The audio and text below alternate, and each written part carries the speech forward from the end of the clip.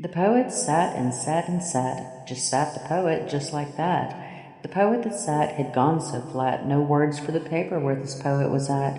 Flat could only get so flat, hard it was to see where the poet was at. One could hear a little groaning, a hiss, a skit, and a scat, and some blaps. This poet who was so flat stood right where he was, just right where he was at. The poet beat his pen and paper with a baseball bat. The paper flew and it all came back down and covered his hat. The ink had splattered and splattered a splat, covering the chair where the poet once sat.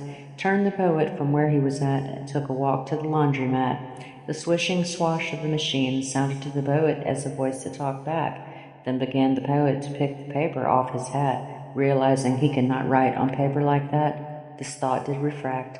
The poet who had once been flat looked in the mirror at an overgrown brat, said to himself, "Full of ideas here where you're at. You have no paper, for it's all over your hat.